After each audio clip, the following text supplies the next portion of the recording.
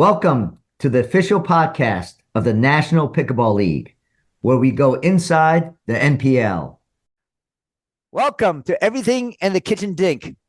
My name is Michael Hammer Mike Chen, and I'll be moderating today's discussion along with my co-host, David, the professor, maybe it's evil professor George, and Jen, Bone Crusher Gallwas, who just crushes the ball.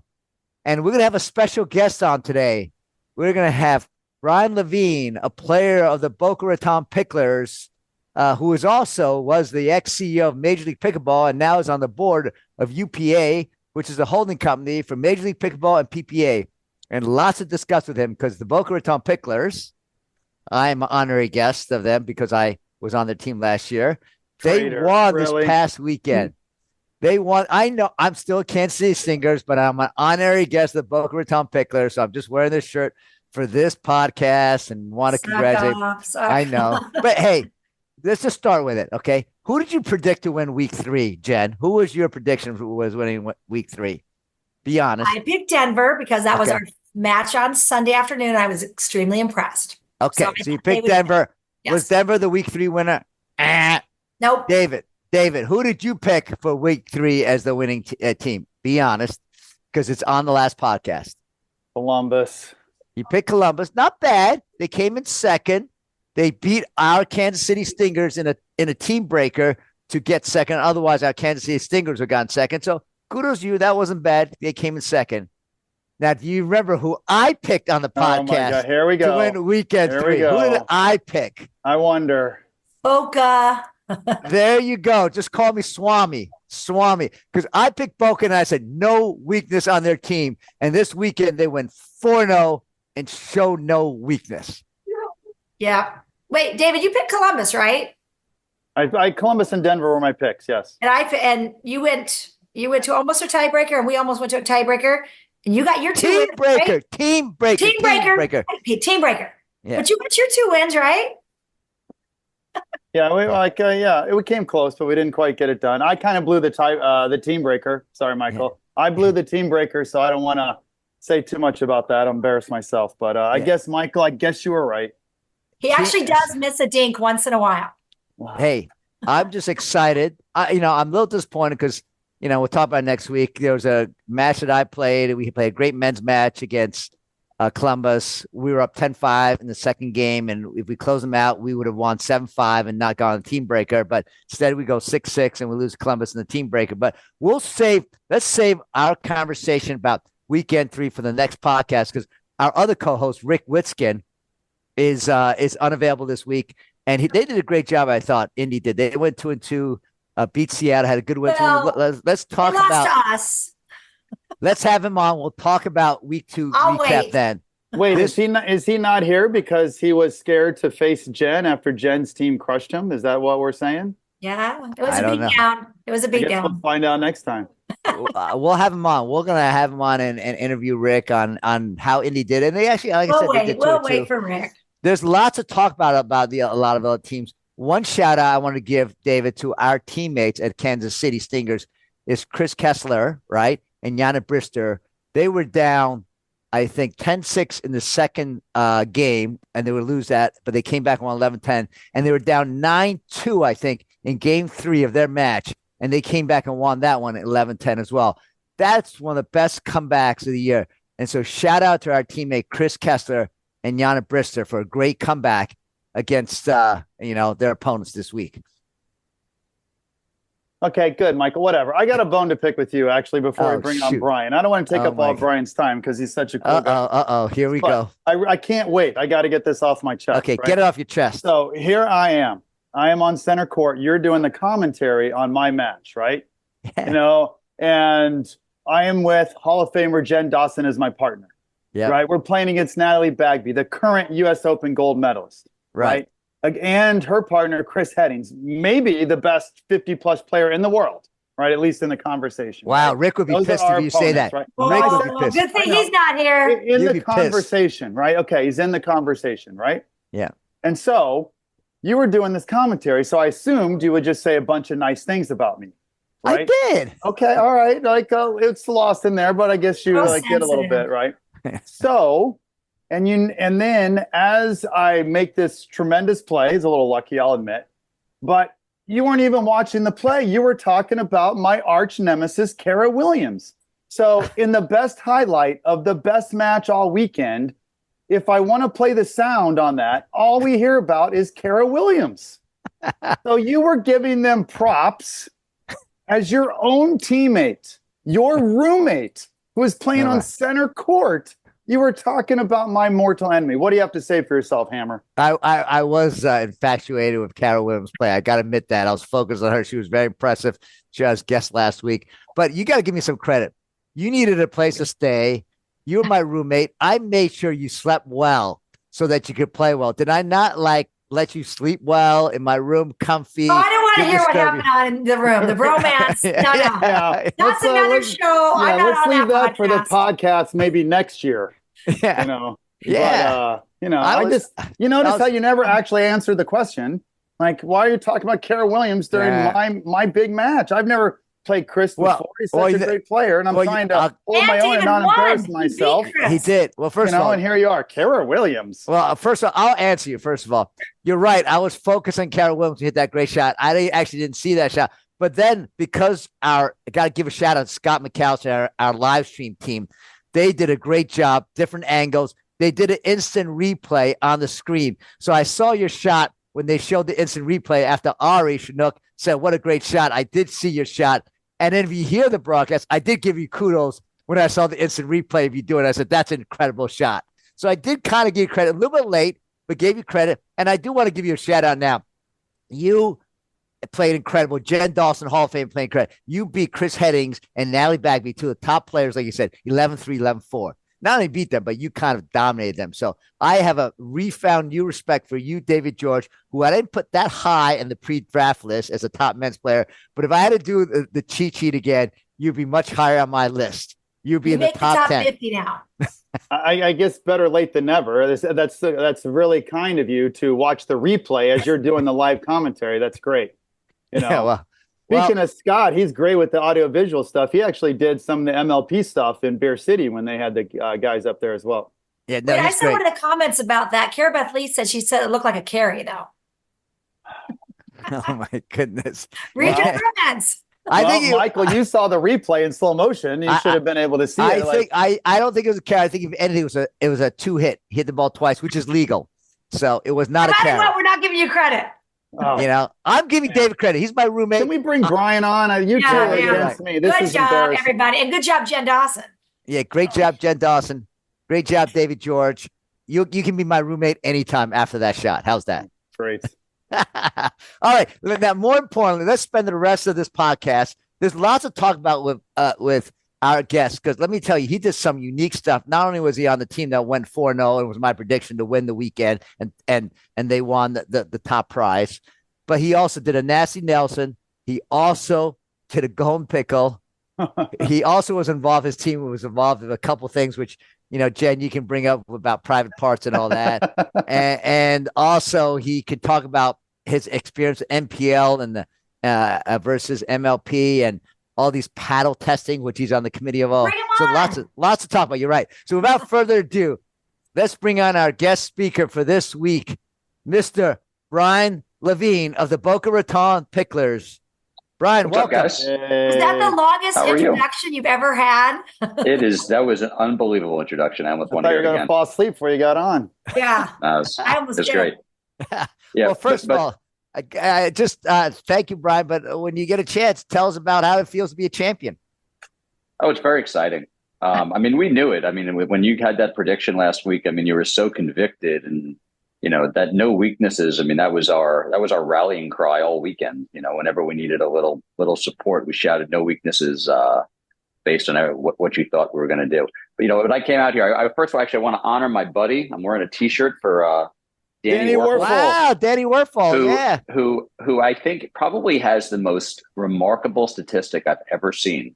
He is now 13-0 in game threes, which is really unbelievable. I mean, and it's a guy who, you know, I'm also a Gator, and he was known as one of the most clutch college football players of all time. To be 13-0 in game threes is pretty unbelievable. So shout out to him to start. Michael, can we get him on the podcast? We're going to get him on podcast, but I need a few days to recover because I played against Danny Werfel this weekend, and he was undefeated, and we beat him. Me and my partner, Amy Honia, beat him and his partner, Cheryl Carmel, like 11-3 the first game, 11-4. And I'm like, I'm going to be the first team to beat Danny Werfel. And we had a close second game, and they won it. And third game, we were up. And I'm like, I'm going to break through because I'm mentally tough, and I'm going to beat Danny and Cheryl. And Danny just took it to another level in game 3. He just took over. He did everything. And we played well in game 3. And he beat us. And I'm frustrated because I want to be the one that says, I beat the Heisman Trophy winner and knocked him off undefeated. And I failed. So I'm frustrated. Great guy, great player, but I'm frustrated, Brian, that I didn't break through. Well, he's frustrated with that moonball serve, too. yeah, he is, but he handled it pretty well too. Like game 1, maybe not so well. Game 3, again, he figures everything out. It's like drives Did you nuts. drive it or did he moonball back to you? He did a mixture of both. He just did everything. Like he just drove me nuts being such a great player. He is remarkably cerebral. I mean, he literally that is what he does. You know, he's analyzing the game and he's working out strategies, and one of the reasons why he's good in game 3 is he figured out your moonball. Yeah, you know how bad I want to beat him? I was watching video of his week 1 play, and he didn't hit a lot of third shot drops. His partner, Bill Muno, took over and hit every third shot drop. I'm like, okay, he can't do third shot drops. I'm going to hit it, Danny. We hit every ball at Danny. He got every third shot back. All right, is Michael Chen the special guest on our podcast, or we can give a crush? He's got a crush. Levine yet? Yes, you lost to Danny Werfel. You and everyone else lost to Danny Werfel. Can we ask Brian some questions and go ahead. Really interesting background? Sorry, go ahead, David. Well, I just want to know, for people that don't know, I mean, you can tell us a little bit about your background in pickleball and your experience at such a high level, and with kind of the ins and outs, and maybe anything else you say, maybe, from some of our conversations before, maybe growing the sport from a spectator point of view, and some things like that people may not get to hear about on an everyday basis.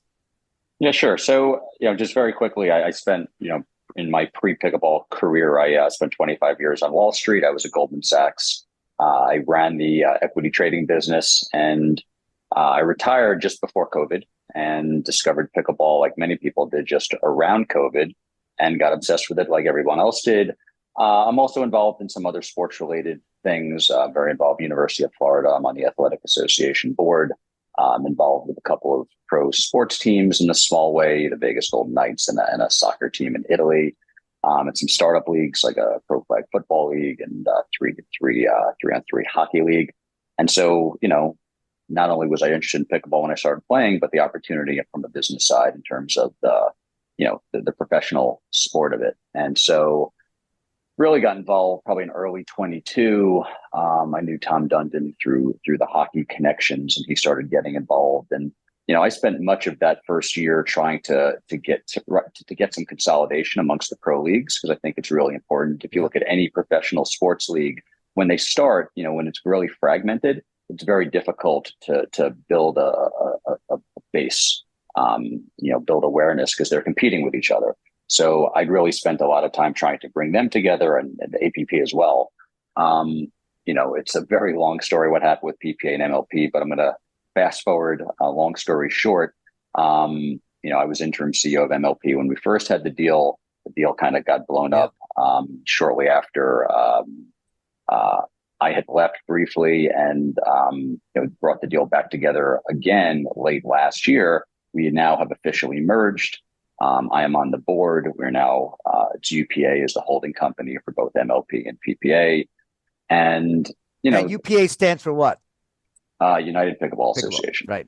Yeah. And so we just announced UPAA. Jason Aspis from the kitchen is now president of UPAA, and that is really UPAA is sort of like the parent company that is going to do both standards for pro and amateur as well. And one of the primary motivations there has to do with paddle standards, because people know that's really one of the major issues we have in the sport right now. There's been tremendous innovation on the paddle side. Yep. But we're at a point right now, I think, where we need standards. Paddles are getting very fast. In some cases, there's too much grit. And, what UPA is very focused on right now is really changing the standards from, what I think had been kind of materials based to performance based. meaning, we've looked at things like, what's deflection, and what we care about is exit velocity, right? So one of the things we're looking at, we're working with the company that looked at baseball bats when there was a lot of controversy about baseball bats having too much power about 10, 20 years ago, and trying to come up with standards. And so UPAA created a couple of paddle committees. We're working with a player committee, there's a paddle manufacturer committee. We've had several meetings so far. We're trying to figure out. You're on both committees, right? So you're involved with both the player committee as well as the manufacturer committee, which is critical. Yeah. And so what we're trying to do is, and we want this to be kind of fully transparent, figure out what should the line be. What are the types of, what paddles are too fast? Which paddles have too much grit? And we're doing this analysis, and you have to come up with those standards first. And then we can worry about the certification. So right now we can't do certification. We're just not at that point. So we're still, honoring USA Pickleball and what they do. But eventually, we're trying to figure out what those lines are and come up with a standard so that all the paddle manufacturers know, this exit velocity is too fast. Because right now we're playing with paddles. I mean, we were playing this weekend with there are some paddles that, I know for a fact, are 20 to 30% faster exit velocity than others. And that's just, it's unfair and it's really unsafe. I've had a scare myself in terms of, getting hit directly in the eye. And, for the last few months, I will only wear eye goggles. And, I highly recommend everybody does, based on what's going on, but that's a whole separate conversation. But, we have to get to a point of standards. The sport's grown really fast, and that's a great thing, but regulation has to keep up with that. So that's one of the things that we're really focused on. Are you going to work with USA Pickleball on this? Because a lot of people ask the question. You got the UPAA and you got USA Pickleball with standards governing body. They're confused on, who is going to decide the paddle standards and other standards? So are you working with them, or there's going to be two governing bodies depending on if you play a PPA event or a USA Pickleball sanction event?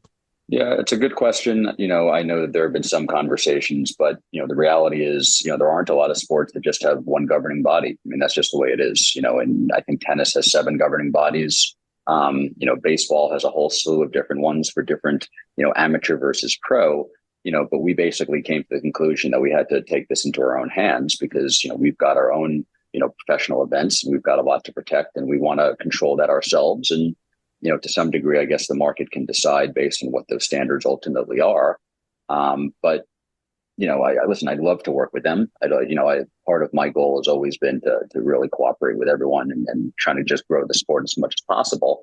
But I can't control all of those things, but what we can control is coming up with what those standards should be for everybody.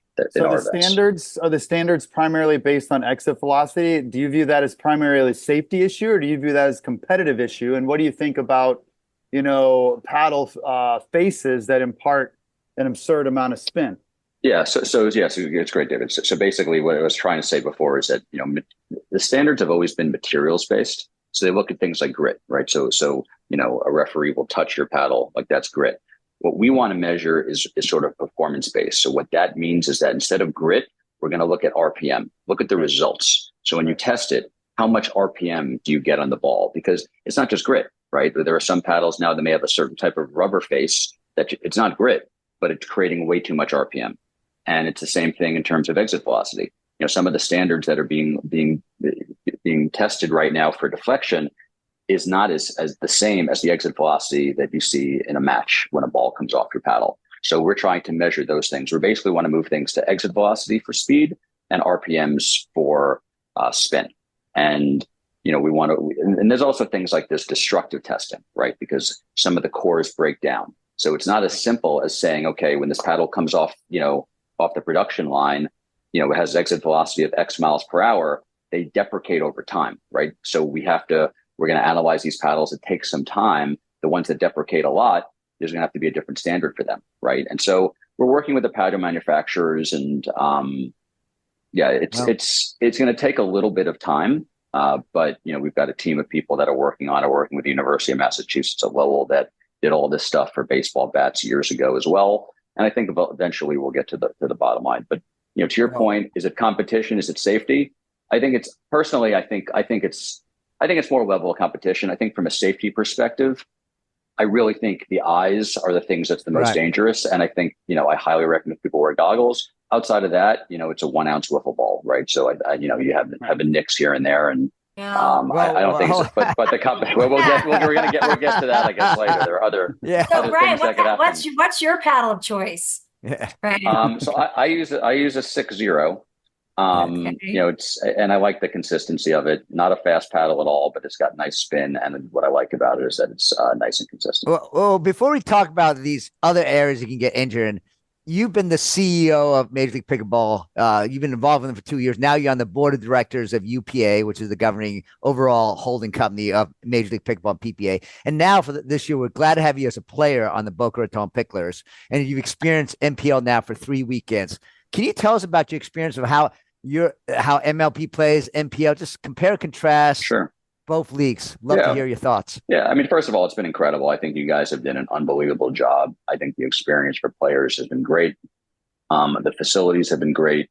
The things you guys have had, back in Columbus, I was having cramping issues, as I often do. You guys had an IV right there. And, within 30 minutes, I was, back and running. I mean, stuff like that is absolutely fantastic.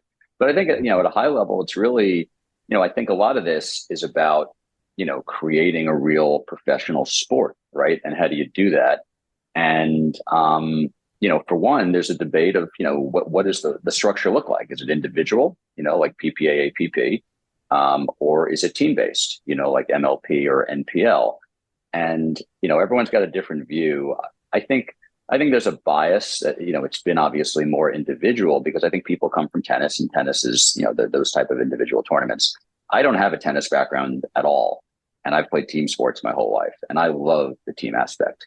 And I just feel like the culture of pickleball lends itself to being team, right? It's social.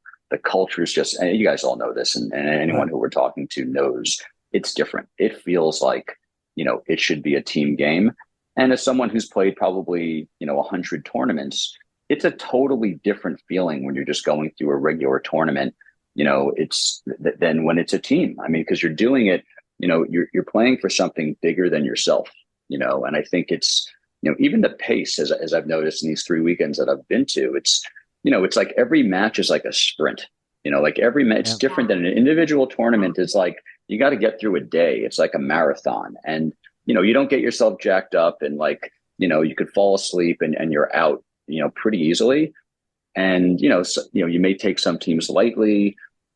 Things happen in like a regular individual tournament. Here it's different because, first of all, almost every match is going to be tight just by design, right? And every match means the same, right? It's just not, whereas in an individual tournament, it's like you're going to go through a whole day and maybe you're conserving for later. Here it's like every match means so much. And on top of that, your teammates are watching you. And so like, I feel like for me, I mean, I like it a lot too, because as a player, like because I don't really come from a tennis background, I'm not like, I wouldn't call myself a skill player. I'm someone who needs a lot of intensity and passion and strategy. And so like, I need to get myself really jacked up and focused. And, this type of team play, like these sort of short bursts, plays to I think my strengths. So I like it a lot more. But it's hard for me to imagine that people, who go to like, a regular individual tournament, then have a weekend like we have with NPL, that you will not like NPL more, whether you do well or not, because you're, it's the social aspect of it is just, it adds so much more to it. And again, bonding with your team. I mean, absolutely love our team. And I'm sure everyone feels the same way about their teams too, right? It's just, it adds so much more to the game than the individual sport. So to me, that's the big question. And having MLP and PPA come together is sort of a hedge from a professional perspective. Like, cause we're not really sure, looking 5 years out, is it team based or is it individual based that really takes off? My money is still on the team. That's great. Brian, here's something we talked about a little bit, even in Beer City, when I saw you there, because they had the MLP thing there, and I think you ended up winning Beer City in mixed. Did you? Like, no, it's funny. I cramped up, and Julie Johnson still wants to kill me. No, we lost in the gold medal. I was a disaster. I left. I actually went over. No offense, but I went over and watched the MLP matches. Sorry, Brian. I know. No, it's okay. That's like yeah. We talk about pickleball being one of the fastest growing sports in the world for a few years running now. But how do we turn it into a professional sport in the sense of viewership, right? Right. How do we increase the viewers? Because I know Yeah. that's still the big problem, even with the Open Pros and MLP. We need that viewership money, that advertising money coming in. Yeah. So it all comes down to getting viewers, right? Like you said, because ultimately it's sponsors and it's media. If you look at the revenue lines, that's the stuff you're going to need. But that all starts with viewers. And how do you do it? I feel like the team aspect and the local aspect is where you can really build the grassroots. Because, we've got tens of millions of people who are addicted pickleball players, right? You've got to just convert them to becoming spectators. Yep. And I make the golf analogy all the time, right? I play some golf, but I find it rather boring to watch, but but it obviously does pretty well as a pro spectator sport. And the reason is, almost anyone who watches pro golf is an addicted golfer themselves, right? And they want to see the best players in the world perfect their craft. They want to see things and say, wow, I wish I could do that. And I personally feel like that's why I watch pro, right? I watch pro. I want to see Ben Johns' footwork, right? I want to see J.W. Johnson's backhand flick, right? I want to see Annalie Waters and her drive placement, right? Like those are the things I'm looking for. And just, you've got tens of millions of pro pickleball, not pro, but amateur players, and they just haven't been exposed to it, right? So how do we expose them to it? I think it's hard to do it with just the cult of individuals, right? Just turning them on to Ben Johns out of nowhere. But, maybe within, he plays on the Carolina team and the Carolina team promotes him to all the local pickleball clubs, and they've got watch parties and they sell merchandise, and all of a sudden they start getting into it, and I think that's where we're going. And I think, we've had this conversation too, for Boca, it just so happens that we've got a lot of players that are local, right? Myself and Mircha and Susie, Alan Mendelson. And I think that's helpful. I would imagine we've got better viewership simply because, we push it. We've got a lot of friends we play with or people who just, follow us and they're from Boca. And so like, that's the kind of thing where I think it starts to go. But you have to, I think it's up to the teams. You've got to incentivize the teams to promote it locally in the clubs, sell merch, and goes, and I think it goes from there.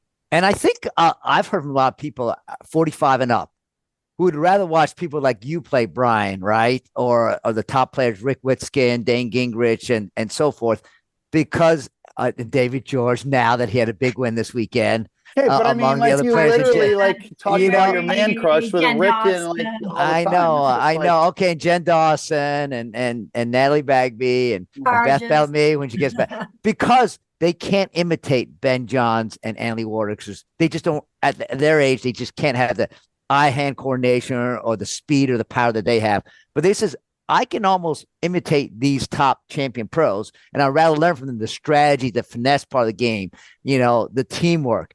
And so do you think there's going to be a market for NPL for this 40-plus age group who says, I want to play in the NPL someday, and even if I can't play in NPL, I want to emulate these people because they're the best for my age group, my demographics, and I can learn a lot more from them than learning them from the power and the speed of these younger players? Yeah, I think possibly. I mean, but I think the first step is really getting people to want to watch the pros in general, whether they're senior pros or regular pros. That's the first step. And that's it's, I wouldn't say it's really a challenge. I mean, we've seen it. I mean, you look at like the Pickle Slam numbers, there have been some really impressive numbers. We've had some stuff recently on ESPN where we've gotten some really good viewership numbers as well. But it's really about awareness and, figuring out the format. I think figuring out where right now, I think there's still a little bit of, brand confusion because you've got a lot of different leagues, and I'm not talking about the senior as much as like BPA and APP and MLP. And, it's a lot of alphabet soup to people that don't understand what pickleball really is. But I think you're starting to see, some clarity come through, and, it's growing internationally too. UPA, we just announced an international tour with several different countries, and, it's picking up everywhere. So it's really fascinating, because you just don't have this example. There's a stat that I love that looks at the correlation between in any country between the most popular participation sport and spectator sport is extremely high. The 20 most populous countries, in 15 of them, the most popular sport to play is also the most popular sport to watch pros play, right? So think about like in England, it's soccer. They all play soccer. They all watch soccer. It's cricket in India. Like India, right? But pickleball has exploded it's arguably the most popular participation sport in America already. And if it's not, it probably will be as this infrastructure of all these courts are getting built in the next few years. And the question is, is this going to be an anomaly and not be a sport that people watch the pros? Or, we haven't had this example. So it's hard for people to tell whether, but you got to imagine there's going to be some kind of lag, right? People are going to play it, and it takes a little more time for them to become fans of the pro game. But I think we all know, pretty exciting to watch the best players in the world play, certainly, more exciting than a lot of other sports. And, it's up to all of us to kind of, build that market. Well, let's go a little bit more local. Familiarity. Yeah. Can I say something? Yeah, absolutely. I'm trying to get in. Jeez. Familiarity, when you said, if Ben Johns is in, whoever Chicago Slice, but then he comes to my club and, I teach pickle lessons and I have patients and they meet him. Now they know him. So when you know somebody, we have people say, we want to watch PT and Professor. I had my high school tennis coach said, boy, Jen, your serve is hard. I remember how good you were in high school. Or my patient found my matches. So when you also, I played with her. Or I played with Brian. And so the local fun groups will tune in to watch their friends. And then that will build. And then they're like, oh, I can play. It makes them maybe want to attain that or come to a combine or try out. But also if you make it easier, sometimes it's a little bit, it's nice with our NPL that it's on TV and you can find the matches. But as it gets easier, you could say Brian Levine and it says what court and things like that. So they can find it easier. Because I feel like that's, sometimes I don't even know what's important. So, but then we have to go back, but they want to watch it live sometimes, and kind of thing. So it's picking up. Let's go to Brian's experience this past weekend at NPL weekend 3 in Cincinnati at the Pickle Lodge, which was an incredible facility, probably the best indoor facility I've ever been to. And shout out to Mitch Dunn and the team for doing that. But I would just want to say there was lots of fun things you did that we can talk about. There was a Nasty Nelson. There was a golden pickle, and then there was some controversy about people getting hit. Other medical timeouts. Yeah, so why don't we talk about all that, Brian? Just share with you your experience this weekend. And by the way, again, congratulations for your team going 4-0 and being the champion for this past weekend. Yeah, can I start by just talking about how great my teammates are? Yeah, absolutely. As long as you don't mention Kara Williams. 1 minute. Oh, yeah, Kara Williams got a lot of time last week, so I will mention her. Yeah. What I will mention, now we're done with we've got 2 T squares, Taylor and Tao Tongvan, who went a combined 16-0 this weekend. Wow. So big shout out to them. And the team was just unbelievable. It was tremendous to play with all these guys, and we just have a great time. And one of the best examples I think of team is the bonding you have with all of them. We went out for a team dinner. And even with the success we had, there was a moment where one of our teammates, Susie LeBlanc, gave a toast. And, we all thought the toast was going to be, thanks, to our captains and the best players. And she actually said, I want to acknowledge one of our players who, isn't a regular starter. And she'd been struggling the last couple of times, but she had a rough morning. She lost all her games, but in the afternoon, she had a match where she lost the first game, came back in the second, and came back in the third from 4-10 down to win 11-10. Wow. And we all stormed on the court, and it was emotional. Oh. And Susie gave this toast, and I think the woman she gave it to, the toast to, was the last one to realize the toast was to her. And when she realized that it was, in honor of this kind of breakthrough that she had this weekend, she just started to cry. And as she started to cry, we started to cry. And you've got 15 people there all together, just it's just such a great format, and you bond together through this. Do you want to give a shout out to who she is? Give a shout out to her. It was Pam Lippy. I'll say it. And all right, shout out to Pam Lippy. And she's one of the most popular players on our team, and it's you got a little everything, right? You got some of the players that are just used to taking gold medals every weekend, and there are other ones that everyone's going through their own battles, no matter what you're doing. And it's great to be part of a team where you're just bonding together and fighting like that. So the team had a great weekend, but we also had a lot of fun drama as well. Talk about it. Speaking of T squared, can we talk a little bit about T cubed? Yeah. So T cubed. Taylor had to have a medical timeout. I can speak on this because I'm the female that was in the bathroom when there was a medical timeout, and there were some people were concerned. Mostly people were chuckling, and I know Taylor very well. She's got a great sense of humor. She's got a thick skin, and she can take it. So it is now known as Tittygate. What? Because What? she got hit. It hurts. Okay. So she went down. Okay. And so What happened? She did a little break. She got hit, in her chest. And so Wow. we just Taylor, Oh my goodness. She needed a little medical timeout, but she came back and won because she's a competitor. Yeah. She's fierce. She's tough Taylor. So she handled it just fine. And But why did you call her that? It's against the Houston Hammers, right? That's their big rival. You guys are tied for first place in the league. Tagged her in the titty. Yeah. But why do you call it Tittygate? Because why she had to take a medical timeout. Yeah. Is that worth a medical timeout, I guess? Oh, We're all so silly. We have so much fun. This is like so ridiculous. And a few hours later, we had a nasty Nelson. Yeah. Who else got hit? Yeah. Brian. Yeah. So Tingley? Yeah. So I just after the I guess the Tittygate situation, we had a similar situation in our match where I hit an overhead that deflected off Tom DiCaprio's paddle and went directly into Scott Tingley's Tingley parts, and he kind of crumpled. And he kind of crumpled down and also needed a medical timeout. And fortunately, he recovered. But is that called Tingley Gate then? Yeah, I guess so. Because he needed a medical timeout for that. Tingley's Tingley. Yeah, it was a little bit of an issue. So he called a medical timeout. Oh my goodness, he's okay. So, he's okay, but it was a medical timeout for him as well. Sorry, Scott. Yeah. Sorry, Taylor. Yeah, they're okay. Though. All right, good. They're okay. They're not watching. Yeah. I'm sure they will. So tell us about some of the. So other than Tittygate and Tinglygate, tell us about some of the fun things that you did that were kind of rare in pickleball. Yeah, but rare to happen, but also in a competition. Yeah. So we had. I mean, it was first actually against Houston in our first game of the day. I was playing with Alan Mendelson, and we struggled early in the morning, and we got killed our first game. And, we just turned it around and pickled them in the second game.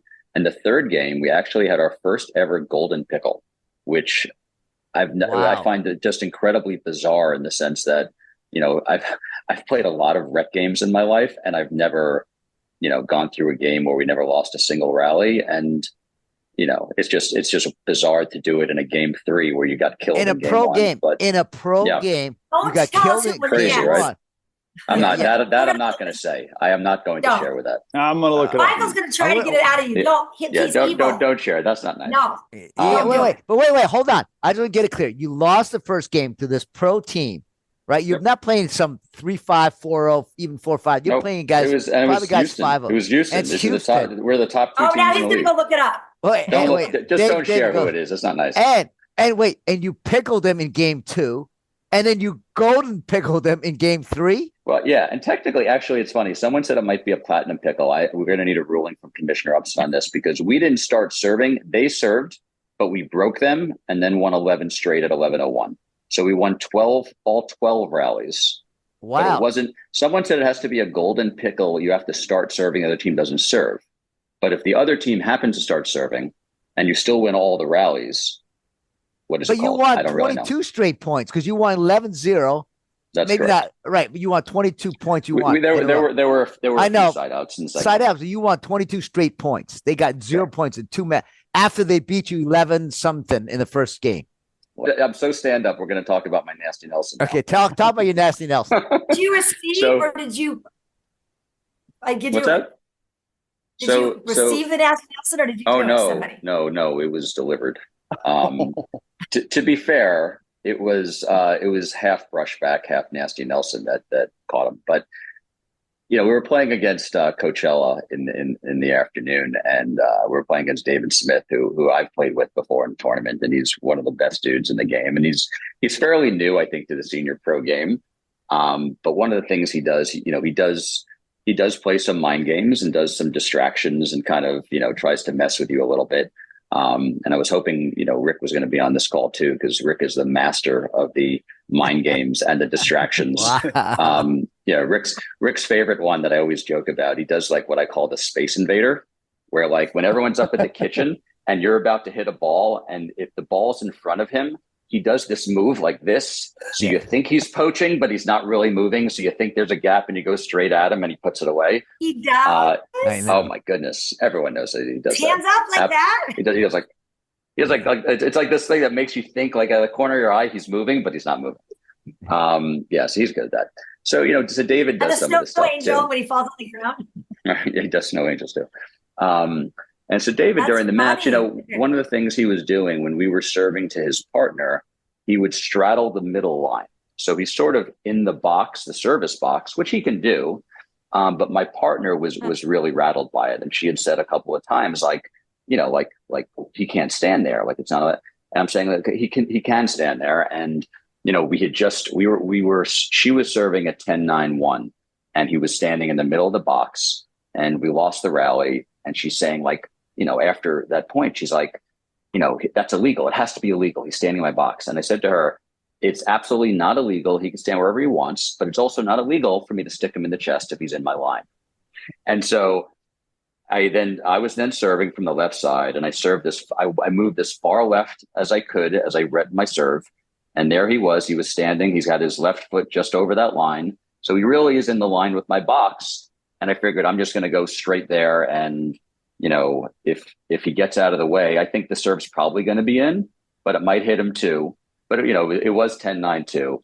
And I served, and fortunately, it caught him right in the belly button. Wow. And for match point. But the funniest point. No, it was game point. It was just the first game. Game point. The funniest part about it was as soon as I hit him, I had like this like fear of dread because I hadn't really thought through. I thought for 2.5 seconds, I thought this is what I'm going to do. And when I hit him, I went, oh my God, I can't believe I just hit him with a nasty Nelson to end the game in like a real game. And like, he's a big dude, and even though he's really nice, like, you don't know how people are going to react. Like, I've hit people in rec games that sometimes you don't know how they're going to react.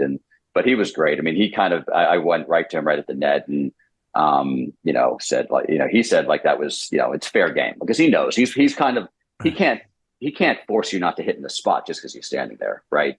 I think his partner wasn't as happy. I think she skipped the paddle tap. So oh, wow. I'm sorry for her. Yeah, I mean, like I'm sorry that like you want to redo it. Everyone's got different. Yeah, hey, so it wasn't. It's part of the game, right? It's part of this game. Like if he doesn't dance around, you have the right to hit him with a nasty Nelson. Yeah, I mean, as long as you're not aiming for his head. Yeah, I think generally when it's like two different types of nasty Nelsons. Like usually when you're playing rec games, like you just you're trying to hit your friend, he's not paying attention, and if you miss him, obviously it's never going to go in. This was a little different. This was sort of like, he was kind of, getting in our spot. And so, I don't know. I felt like it was like pickleball justice, but what do I know? See, the drama and the NPL. Brian, what a weekend you had. Get it here, ladies and gentlemen. Everything. Yeah, there was definitely a lot that happened. Nasty Nelson, golden pickles. I mean, you got it all. We definitely had a lot going on. So Brian, I wanted to ask you, you're now tied for first place with the Houston Hammers. Who do you view as your biggest competition? Because I assume it's not Houston. They're kind of overrated. Is it Denver? Kind of Jen's pick, my pick, Columbus. Who do you think is like your biggest competition? Boston. I mean, listen, if you're going to ask me, this is without analyzing the full team. I mean, I would definitely say Denver. And no offense to Houston, but like I said, I actually had three. Me and my partner had 3 pickles actually against Houston because Tracy Flynn and I we won 1-0 in the afternoon too. So that's just what we saw. And Denver, when we played Denver in week 1, they killed me and they beat us as well. So I think Denver, again back to Danny's team. I mean, Danny and Bill Muno as a third line is crazy, crazy. That's a crazy third line. And I think Molly Carter has been a bit of a sensation on the female side for them too. Although, for us, by the way, I've got to say, like our MVP in my mind right now is Audra Spielberger, who's been, came out of nowhere. I mean, she is, actually, it's kind of funny. we played. We didn't know who she was until in April. We played a tournament in Delray, and she was playing with Taylor, ironically. And she was playing against Susie, who's my mixed partner, and Julie Johnson, who's Mircha's mixed partner in Delray. And me and Mircha were watching them, and Audra and Taylor beat them twice. And I didn't know who the hell they were. And I actually looked it up, and it was Audra's second tournament ever. She had a 4.8 duper. And I'm like, oh my God, I can't believe how good this woman is. So I talked to him after, and it turned out, this is really interesting if you guys don't know this, but Taylor and Audra played as teenagers. They were doubles partners, and they were top 10 nationally in juniors. Wow. And Audra went on to become, I think she actually won the under 18 national title. And she was a top 100 tennis player when she was Audra Keller. And she just recently picked up pickleball. And, now she's, she obviously was a steal in the draft. She's played nothing but the first pod for us, and she's 16-8 on pod 1. Wow. For someone who was, a 4.8 duper back in April. So, you need to find, some players like that. And I think it's definitely one of the reasons why, we've been so strong. But right now, I think, she's definitely been, our early MVP. But, Mircha and Kara have done an incredible job too. I mean, they're playing, 1A, and then they've got a winning record of 1A, which, the way I look at it is, you're playing 1A, you're playing top 10 talent. So, you're playing like a top 5 player if you're over 500 there too. So I'm pretty happy with where we are. But to answer your question, I mean, right now, my biggest concern is Denver.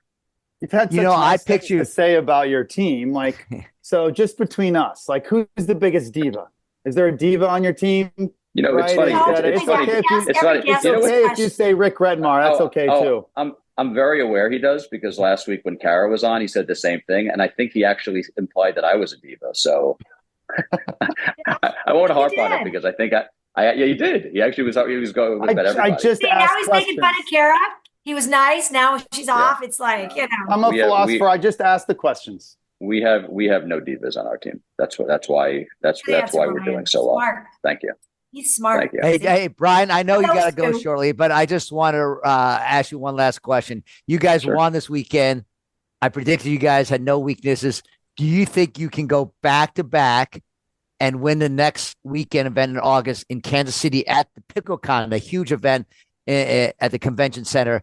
Do you think in front of all those people that can be at PickleCon, thousands of people, that Boca can go back to back weekend winners? Of course. I think that it's all about the confidence. I think you taught us that we have no weaknesses, so now we're just playing that way.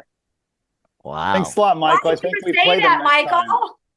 I'm not predicting them to win next weekend necessarily. You'll hear my predictions. The Swami will give his predictions closer to PickleCon, which is in a couple of weeks. So you have to stay tuned for the next couple of podcasts.